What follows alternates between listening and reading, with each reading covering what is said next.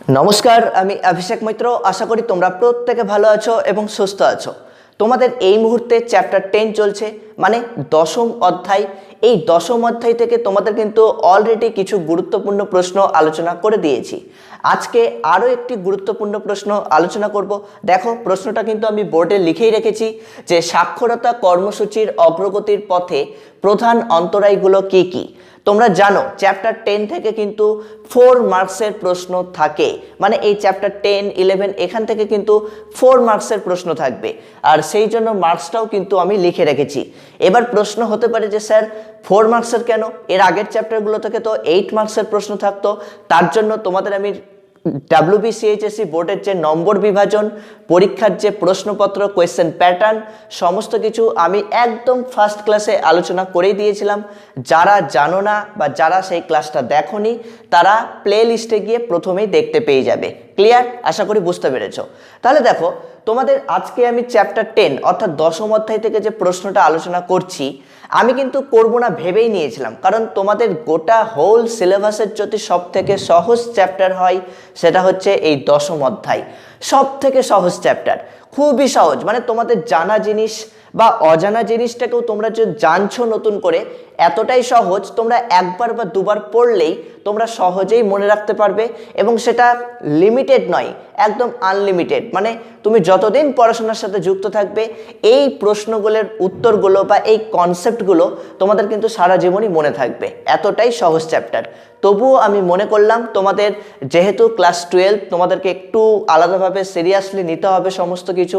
আমি তো তোমাদের এর আগে ক্লাস নিয়েছি, গ্রুপে ক্লাস নিয়ে বলেও দিয়েছি, গুগল মিটেও ক্লাস নিয়ে বলে দিয়েছি, যেই গ্রুপে রয়েছে প্রত্যেকটা গ্রুপের ক্লাসে বলে দেওয়া হয়েছে।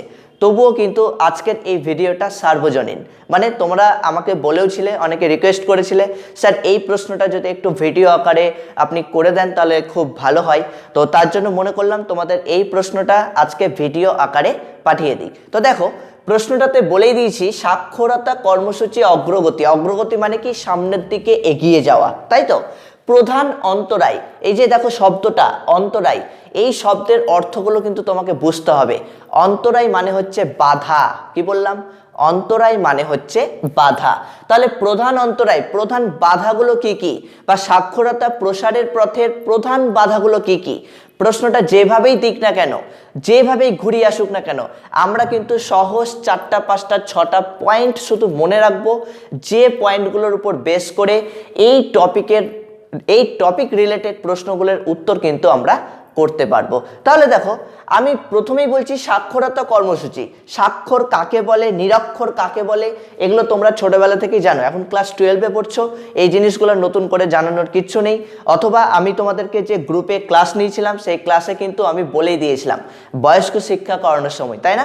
বয়স্ক শিক্ষাতেও কিন্তু এই টার্মগুলো ইউজ করা হয়েছিল, ব্যবহার করা হয়েছিল, সেখানে আমি তোমাদেরকে বলে দিয়েছিলাম। নতুন করে আমি এখানে আর বলছি না। তাহলে দেখো, সাক্ষরতা, তাহলে এই সাক্ষরতা যখন এটা একটা প্রকল্প, এই যে ধরো সরকার এত প্রজেক্ট নিয়ে আসছে, সরকার এত প্রকল্প নিয়ে আসছে যে জনসাধারণদেরকে কি করতে হবে? স্বাক্ষর করে তুলতে হবে। কেউ যেন নিরক্ষর হয়ে না থাকে।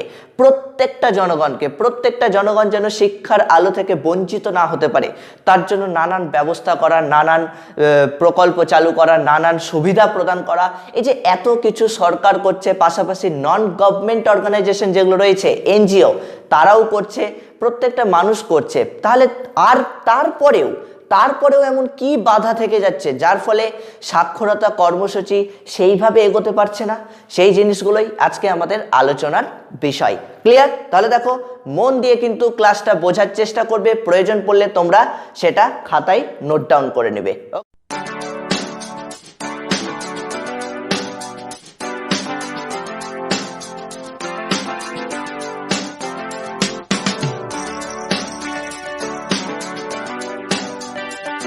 দেখো, এই যে আমাদের এটা দেশ, আমাদের দেশের নাম কি?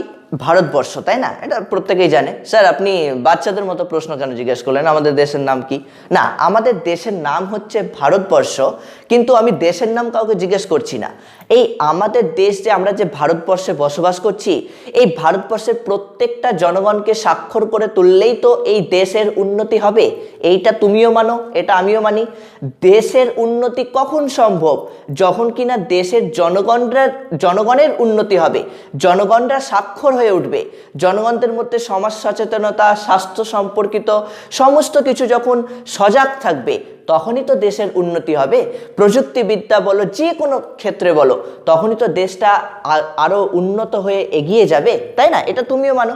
তাহলে দেশের জনগণের উপর যখন নির্ভর করছে দেশের উন্নতি, তাহলে এই বাধাগুলো নিশ্চয়ই দেশের জনগণের মধ্যেই থাকছে।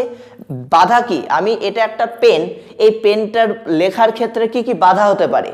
বাধা হতে পারে কি? পেনের মুখটা হয়তো নাও থাকতে পারে। আর কি বাধা থাকতে পারে? এখানে হয়তো কালিটা নাও থাকতে পারে। আর কি বাধা থাকতে পারে? আমার হাত নাও থাকতে পারে। আমার যদি হাত না থাকে আমি লিখবো কি করে, তাই না? এগুলোই বাধা লেখার ক্ষেত্রে। তাহলে দেখো, এই যে বিষয়টা, এই বিষয়গুলোই কিন্তু আমরা আজকে এখানে জানবো। তাহলে আমি এখানে সুন্দর করে তোমাদেরকে পয়েন্ট পয়েন্ট করেই বুঝিয়ে দেবো, যেইভাবে আমি তোমাদেরকে বোঝাই। ঠিক দেখো, আমি কারণ পয়েন্ট বলার উদ্দেশ্য এটাই, কারণ তোমরা যেহেতু এই বিষয়গুলোর সাথে নতুন নয়, ক্লাস 11-এ তোমরা পড়ে এসছো, কিন্তু হয়তো কনসেপ্টের সাথে তোমরা নতুন পরিচিত হতে পারো। কিন্তু আমি যদি শুধু কনসেপ্ট আলোচনা করে দিই না, তাহলে কিন্তু তোমরা অনেকেই আছো যে যারা লিখতে পারবে না। তো সবার কথা ভেবে, যারা জিনিয়াস বা যারা একটু দুর্বল, সবার কথা ভেবে, প্রত্যেকের কথা ভেবেই কিন্তু আমি তোমাদেরকে পয়েন্ট করে করে সুন্দর করে বলে দেবো। কারণ পরীক্ষাতে পয়েন্ট লিখলেই নাম্বার পাবা, আর ধারাবাহিক যদি লিখে দাও, গরুর রচনা, অনুচ্ছেদ লিখে দিলা, তাহলে কিন্তু নাম্বার পাবা না। বুঝতে পেরেছো? তাহলে দেখো, প্রথম পয়েন্ট আমি কি দিয়েছি? দারিদ্র। কি দিলাম? প্রথম পয়েন্ট আমি দিয়েছি দারিদ্র। প্রথমে তোমরা যেভাবে আমি ভূমিকা দিই, আমি আমার মতো করে নোটসে দিয়েছি, সেটা তোমাদেরকে গ্রুপে পাঠিয়ে দেবো। আর এর বাইরেও তোমরা যদি মনে করো নিজেদের মতো করে একটু লিখবা, লিখতে পারো, কোনো সমস্যা নেই। তাহলে ফার্স্ট পয়েন্ট দিবে দারিদ্র বা দারিদ্রতা। বুঝতে পেরেছ? দেখো, এই যে দারিদ্রটা পয়েন্টটা মানে দরিদ্র, তাই না? দরিদ্র একটা হয় না, বড় লোক, আর একটা তার উল্টোটা কি? দরিদ্র। তো দারিদ্রটা এটা কিন্তু দেশের জনগণের মধ্যে অধিক মানে মাত্রায় রয়েছে। দেশের প্রত্যেকটা জনগণের কাছে যে প্রচুর অর্থ রয়েছে, প্রচুর টাকা পয়সা রয়েছে, তা কিন্তু নয়। আমরা এই যে ক্লাস করছি এখানে, আমার ভাই বোন তোমরা যারা রয়েছো, তোমাদের মধ্য থেকেও কিন্তু অনেকেই আছো যারা কিনা খুব কষ্ট করে পড়াশোনা করছে। মা বাবা হয়তো চাষবাস করছে, মা বাবা হয়তো লেবারের মতো সারা দিন রাত কষ্ট করে যাচ্ছে। তোমরা নিজেরাও হয়তো কোনো না কোনো কাজে যুক্ত থেকে তারপরে পড়াশোনা করছো। তাহলে কাজে কেন যুক্ত থাকছো এইটা তো বুঝতে হবে। কারণ তোমার অভাব, অর্থের অভাব রয়েছে, তুমি দরিদ্র, তাই না? তুমি যদি বিচার বিবেচনা করো ভালো করে, যদি তুমি রেশিওগুলো দেখো, ডেটা যদি কালেক্ট করো, দেখবে ভারতবর্ষের আজও 35% মানুষ কিন্তু দরিদ্র সীমার মধ্যে অবস্থান করছে, মানে দরিদ্র সীমা বা দরিদ্র সীমার নিচে অবস্থান করছে। ভাবো, 35% মানুষ। আমি রিসেন্ট একটা ডেটা দেখছিলাম, সেখানে এই জিনিসগুলো আমি পাচ্ছিলাম, ওই জন্য আমি তোমাদেরকে এটা বলে দিলাম। নোটসেও সম্ভবত আমি লিখে রেখেছি। তাহলে দেখো, 35% মানুষ এখনো কিন্তু দরিদ্র সীমার নিচে অবস্থান করছে। এই যে মানুষগুলো দরিদ্র, যারা শুধু দুমুঠো অন্নের জন্য এত কষ্ট করছে, তাদেরকে কি করে তুমি শিক্ষার মধ্যে নিয়ে আসবা? এইটা হচ্ছে প্রশ্ন, তাই না? তাহলে শিক্ষার মধ্যে আনতে গেলে, তাদেরকে স্বাক্ষর করে তুলতে গেলে, প্রথমে তাদের দারিদ্রটাকে দূর করতে হবে। এটা সমাধানের পথ। আমি সমাধানের পথটা ওই জন্য বললাম, প্রথমেই বলেছি পয়েন্ট এমন লিখবো যাতে করে কিনা আমাদের দুটো তিনটা প্রশ্ন একসাথে হয়ে যায়। আমি এখানে অন্তরায়, বাধা লিখছি, যদি এখানে বলে দেয় সমস্যা সমাধানের পথগুলি উল্লেখ করো, এই পয়েন্টগুলোকেই আমরা জাস্ট ঘুরিয়ে লিখে দেবো। বুঝতে পেরেছ? এগুলো তোমাদেরকে আমি গ্রুপে এই টেকনিকগুলো শিখিয়ে দেবো, কোনো সমস্যা নেই। তাহলে দারিদ্রতা, এই যে দেশের জনগণরা যে দারিদ্র সীমার মধ্যে অবস্থান করছে বা দারিদ্রতার মধ্যে অবস্থান করছে, তাদেরকে কি করতে হবে? আগে তাদের দরিদ্রতা বা দারিদ্রতাকে দূর করতে হবে। এই দূর করলে তবেই কিন্তু তারা স্বাক্ষর হয়ে উঠবে বা পড়াশোনা করতে ইচ্ছা প্রকাশ করবে বা শিক্ষা গ্রহণ করতে ইচ্ছা প্রকাশ করবে। স্বাক্ষর কখন সম্ভব? যখন কিনা সে শিক্ষা গ্রহণ করবে। তুমি শিক্ষা গ্রহণ করবে না, তুমি কি করে স্বাক্ষর হবা? এখানে স্বাক্ষর মানে কিন্তু উচ্চ শিক্ষিত নয়। স্বাক্ষর মানে কি? আমাদের দেশে স্বাক্ষর মানে তুমি যেন নিজের নামটুকু নিজে লিখতে পারো, নিজের সিগনেচারটা তুমি যেন করতে পারো, তোমাকে যেন টিপ ছাপ দিতে না হয়, সেটাকেই বলা হচ্ছে স্বাক্ষর। বলেও দিলাম, কিন্তু এর আগেও বলেছি, আবার বলে দিলাম। তাহলে এই দারিদ্রতাটা দূর করতে পারলে কিন্তু আমরা প্রত্যেকে কি করতে পারবো? দেশের জনগণকে স্বাক্ষর করে তুলতে পারবো, তাদেরকে শিক্ষা গ্রহণে আকর্ষিত করতে পারবো বা ইচ্ছা প্রকাশ করাতে পারবো। বুঝতে পেরেছো? এইটা কিন্তু একটা প্রধান বাধা, যে দারিদ্রতা। এই দারিদ্রতার জন্যই কিন্তু দেশের জনগণ শিক্ষা গ্রহণ করতে আসে না, কারণ তারা পেট চালাবে না তারা শিক্ষা গ্রহণ করবে, কোনটা আগে প্রয়োজন? বেঁচে থাকার জন্য কি প্রয়োজন? আগে বেঁচে থাকার জন্য তো অন্নের প্রয়োজন না, খাদ্যের প্রয়োজন। এই খাদ্যটা তারা কোথা থেকে পাবে? এই খাদ্যটা তারা কাজ করলে যে পয়সা পাবে, সেই পয়সা দিয়েই তো খাদ্যটা জোগাড় করতে পারবে, তাই তো? তখন তাদের মধ্যে এটাই একটা ধারণা চলে আসে যে আমরা খেতেই পাই না, তো কি পড়াশোনা করব? আগে তো পেটের ভাতটা জোগাড় করি, তারপর তো পড়াশোনার দিকে যাব। বুঝতে পেরেছো? তাহলে এই হচ্ছে একটা দারিদ্রতা, একটা খুব গুরুত্বপূর্ণ একটা পয়েন্ট সাক্ষরতার বাধার ক্ষেত্রে। কিন্তু এই দারিদ্রতাকে আমাদেরকে যদি দূর করতে পারি আমরা সকলে একজোট হয়ে, তবে আমরা দেশের প্রত্যেকটা জনগণকে কিন্তু স্বাক্ষর করে তুলতে পারবো। ক্লিয়ার? নেক্সট দেখো আমি কি বলেছি, অজ্ঞতা। দেখো অজ্ঞতা, এটাও একটা খুব ভালো পয়েন্ট করেছি। অজ্ঞতা, অজ্ঞতা মানে কি? জানে না, যে জানে না কিছু, অজ্ঞ বা নিরক্ষর, তাদেরকে আমরা বলছি অজ্ঞ, তাই না? আমি বলি না বিজ্ঞ আর অজ্ঞ। বিজ্ঞ মানে কি? সে সব জানে, পণ্ডিত। আর যে অজ্ঞ, কিছুই জানে না, তাই তো? বিজ্ঞ অজ্ঞ, আমরা ছোটবেলায় বিপরীত শব্দ পড়েছি, মনে আছে তোমাদের? তাহলে দেখো অজ্ঞতার ক্ষেত্রেও সেম। ভারতবর্ষের মানুষজন বা ভারতবর্ষের মানুষেরা বা ব্যক্তিরা যদি নিরক্ষর হয়, যদি সকলের কথা বলছি না, কিন্তু কিছু সংখ্যক, কিছু পার্সেন্টেজ তো নিরক্ষর আছে। আমি একটু আগে বললাম দারিদ্রতা কি 35% মানুষ এখনো দরিদ্র সীমার নিচে অবস্থান করছে। তাহলে দেখো এই অজ্ঞতার ক্ষেত্রেও কিন্তু সেম। যদি ভারতবর্ষের কিছু মানুষ বা ভারতবর্ষের কিছু সংখ্যক মানুষ যদি নিরক্ষর হয়, তাহলে মানে নিরক্ষর মানে কি? তাদের মধ্যে কোনো শিক্ষা সম্পর্কিত ধ্যান ধারণা কিচ্ছু নেই, শিক্ষা সম্পর্কিত সচেতনতা নেই। তাহলে ভাবো একটা পরিবারের যদি মা বাবার মধ্যে শিক্ষা সম্পর্কিত সচেতনতা না থাকে, তাহলে সে কি তার ছেলে মেয়েকে শিক্ষার আলোতে পাঠাবে? একদমই পাঠাবে না, কারণ তার মা বাবাই তো জানে না যে শিক্ষা নিলে কি হতে পারে, শিক্ষা বিষয়টা কি। আমি শিক্ষা গ্রহণ করিনি, আমার ছেলেমেয়েরা যদি শিক্ষা গ্রহণ করে তাহলে তারা ভবিষ্যতে কি হতে পারে, এই ধ্যানগুলো তাদের নেই। তাদের শুধু একটাই ধারণা থাকে যে আমি পৃথিবীতে জন্মেছি, তার মানে আমাকে বেঁচে থাকতে হবে, আর বেঁচে থাকতে গেলে আমাকে কাজ করতে হবে, কাজ করলে আমি অন্ন জোগাড় করতে পারবো, এইটুকুটাই তারা বুঝে। এর বাইরে যে কত কিছু রয়েছে তারা কিন্তু আর কিচ্ছু জানে না। কেন জানে না? কারণ তাদের মধ্যে অজ্ঞতাটা ঢুকে রয়েছে, এই অজ্ঞতা লুকিয়ে রয়েছে তাদের মধ্যে। তারা নিরক্ষর। এই নিরক্ষরতার জন্য বা অজ্ঞতার জন্য কিন্তু মানুষ শিক্ষা গ্রহণ করতে চায় না বা শিক্ষা গ্রহণ করতে ভয় পায়। এটা দেখবে প্রাচীন যুগের থেকে তুমি যদি পড়াশোনা করো ভালো করে তোমাদের ইতিহাস বইগুলো, প্রাচীন যুগে কিন্তু এরকমটাই হতো, তাই না? ইভেন এখনো বর্তমানে 2021, এই যে 2021 সাল পড়ে গেছে, এই 2021 সালেও দেখবে অনেক প্রত্যন্ত গ্রাম্য এলাকা আছে, পাহাড়ি অঞ্চল আছে, যেখানকার মানুষজন কিন্তু এখনো এই টিল আজকের ডেটে, আজকের তারিখেও কিন্তু এখনো তারা শিক্ষার আলো থেকে পিছিয়ে রয়েছে। তারা শিক্ষার সংস্পর্শে এখনো আসতে পারেনি। কেন পারেনি? তারা আসার চেষ্টাও করেনি। চেষ্টা করেনি কেন? কারণ তাদের পরিবারে কেউ ওরকম শিক্ষিত বা পরিবারে শিক্ষা সম্পর্কিত ধ্যান ধারণা এই জিনিসগুলো নেই। পরিবারের অনেক বেশিরভাগই অজ্ঞ। তাহলে যে নতুন একটা সন্তান বা একটা বাচ্চা জন্মগ্রহণ করলো, সে কি করে শিক্ষার আলোতে যাবে? বুঝতে পেরেছো? পরিবারই যদি অজ্ঞ হয়, ব্যাপারটা বুঝতে পারছো? তাহলে এই সাক্ষরতা কর্মসূচির পথে কিন্তু আরো একটা প্রধান বাধা হচ্ছে কি বলতো? অজ্ঞতা বা নিরক্ষরতা। ক্লিয়ার? এই অজ্ঞতা বা নিরক্ষরতা যদি আমরা দূর করতে পারি, তাহলে অবশ্যই আমরা সাক্ষরতার দিকে এগিয়ে নিয়ে যেতে পারবো। দেশের জনগণ প্রত্যেককে আমরা স্বাক্ষর করে তুলতে পারবো। যারা শিক্ষার আলো থেকে পিছিয়ে রয়েছে তাদেরকেও আমরা স্বাক্ষর করে তুলতে পারবো। ক্লিয়ার? বুঝতে পেরেছো নিশ্চয়ই? নেক্সট পয়েন্ট দেখো আমি কি বলেছি, দ্রুত জনসংখ্যা বৃদ্ধি। খুব সুন্দর একটা পয়েন্ট, তাই না? এটা বর্তমানে যেটা খুব হচ্ছে, দ্রুত জনসংখ্যা বৃদ্ধি, দ্রুত জনসংখ্যা বৃদ্ধি। দেখো জনসংখ্যা বৃদ্ধির জন্যও কিন্তু আমরা দেশের প্রত্যেকটা মানুষকে, প্রত্যেকটা জনগণকে কিন্তু আমরা স্বাক্ষর করে তুলতে পারছি না, তাদের কাছে শিক্ষা পৌঁছাতে পারছি না। কেন বলো তো? জনসংখ্যা এতটাই বাড়ছে, জনসংখ্যা এত বাড়ছে যাতে করে কিনা প্রত্যেককে শিক্ষা দেওয়া পসিবল হচ্ছে না। বুঝতে পারছো? সরকারের পক্ষে অসম্ভব হয়ে যাচ্ছে।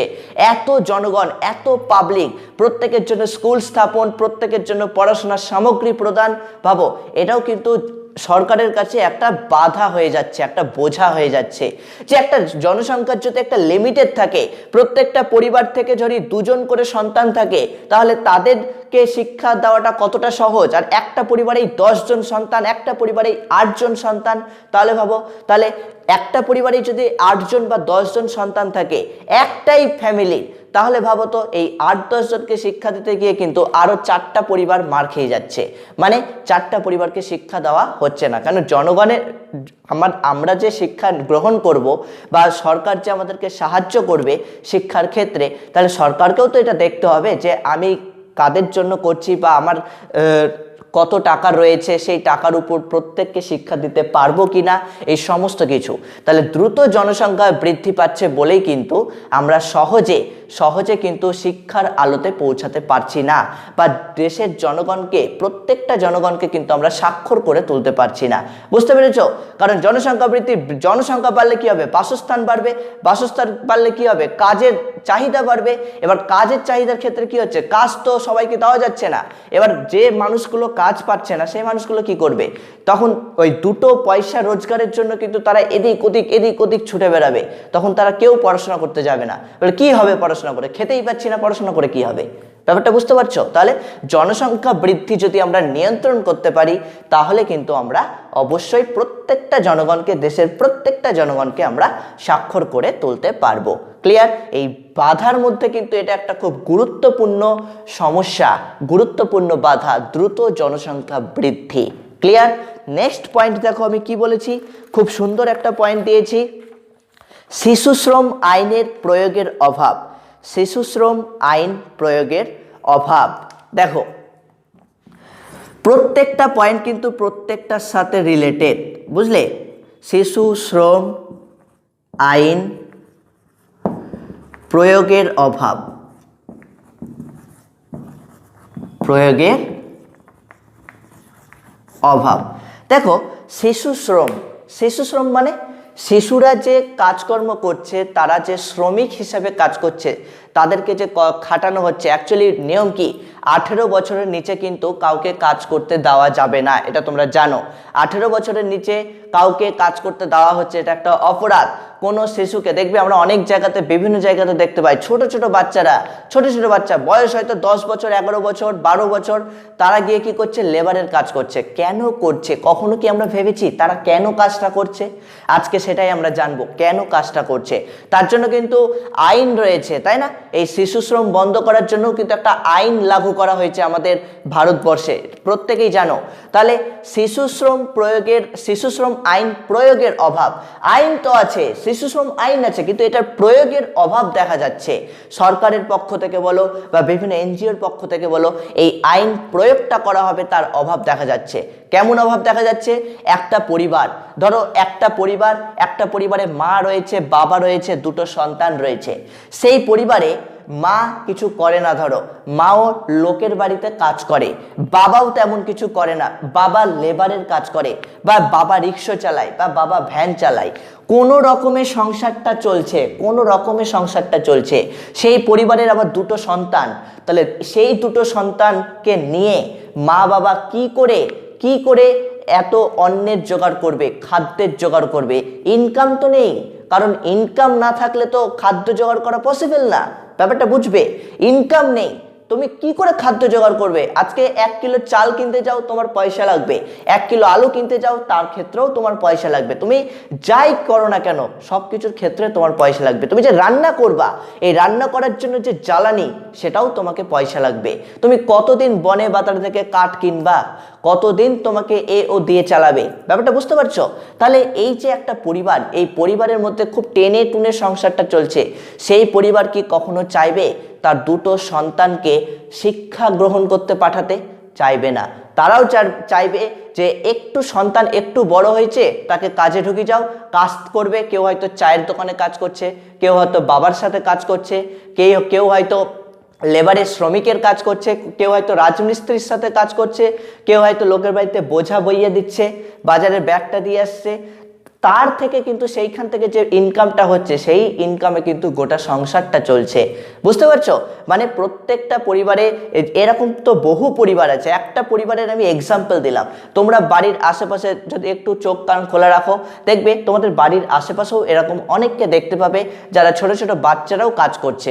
কিন্তু আমার কাছে প্রশ্ন হলো, কাজটা কেন করছে? শখে করছে? একদমই না। কাজ করছে অর্থের জন্য, টাকা পয়সার জন্য।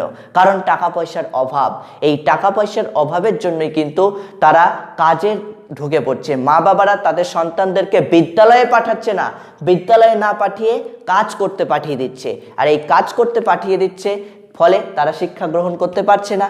তাহলে শিক্ষা গ্রহণ করতে না পারলে কি হবে? স্বাক্ষর হলো, সে তো নিজের নামটাও লিখতে পারবে না, সিগনেচার তো দূরের কথা। বুঝতে পেরেছ? পারবে না। তাহলে এইটাও কিন্তু একটা বড় বাধা, কি? শিশু শ্রম আইন প্রয়োগের অভাব। যদি এই আইনটাকে ভালো মতো লাগু করা হয়, ভালো মতো প্রয়োগ করা হয়, যে না শিশুদেরকে বিদ্যালয়েই পাঠাতে হবে, কাজ করতে দেওয়া যাবে না, তার জন্য কিন্তু এখন মোটামুটি হয়েছে। তার জন্য সরকার থেকে বিভিন্ন সাহায্য প্রদান করছে। তোমরা জানো সর্বশিক্ষা অভিযান, এরপরে তোমাদের আমি ক্লাস নেব, সেখানে সমস্ত কিছু বলবো। সর্বশিক্ষা অভিযানের ক্ষেত্রেও এটা করা হয়েছে, মিড ডে মিল চালু করা হয়েছে। খাদ্যের অভাব তো অসুবিধা নেই, স্কুলেই খাদ্য দেওয়া হচ্ছে, মিড ডে মিল, তাই তো? বিভিন্ন প্রকল্প চালু করা হয়েছে। পয়সার অভাব তো, সামগ্রী টাকা পয়সার অভাব তো, সরকার থেকে বিভিন্ন মেয়েদেরকে কন্যাশ্রী দেওয়া হচ্ছে, তাই তো? কোনো অভাব নেই। তোমার বই খাতা কেনার অভাব তো স্কুল থেকেই দিয়ে দিচ্ছে, তাই না? ড্রেসের অভাব স্কুল থেকে দিচ্ছে, জুতোর অভাব স্কুল থেকে দিচ্ছে। তোমার এখানে বিদ্যালয় থেকে, তোমার বাড়ি দূরে, বিদ্যালয়ে আসতে অভাব, তার জন্য সাইকেল দিয়ে দিচ্ছে। দেখো নানা রকমভাবে কিন্তু সরকার এখন প্রত্যেকটা জনগণকে কিন্তু স্বাক্ষর করে তোলার জন্য নানা রকম সাহায্য প্রদান করছে। বুঝতে পেরেছো? বয়স্ক শিক্ষার ক্ষেত্রেও আমি বুঝিয়েছিলাম যে বয়স্কদেরকেও শিক্ষা দেওয়ার জন্য কিন্তু সরকার উঠে পড়ে লেগেছে। ক্লিয়ার? তাহলে দেখো, শিশু শ্রম আইন প্রয়োগের অভাব এটা কিন্তু একটা গুরুত্বপূর্ণ বাধা সাক্ষরতা কর্মসূচি এগিয়ে নিয়ে যাওয়ার ক্ষেত্রে বা অগ্রগতির ক্ষেত্রে। ক্লিয়ার? তাহলে এইটা যদি আমরা ভালো মতো প্রয়োগ করতে পারি এই আইনটাকে, তাহলে আমরা অবশ্যই প্রত্যেকটা শিশুকে স্বাক্ষর করে তুলতে পারবো। ক্লিয়ার? নেক্সট পয়েন্ট দেখো, একটা খুব সুন্দর পয়েন্ট, অর্থনৈতিক সমস্যা। এই প্রত্যেকটা ক্ষেত্রেই কিন্তু আমি অর্থনৈতিক সমস্যাটা বলেছি, তাই তো? অর্থনৈতিক সমস্যা এটা হচ্ছে মূল কারণ। এইটার জন্যই কিন্তু এত কিছু ঢুকে গেল, এই অর্থনৈতিক, এই টাকা পয়সাটার জন্যই কিন্তু এত কিছু আসলো, এত কিছু। বুঝতে পারছো?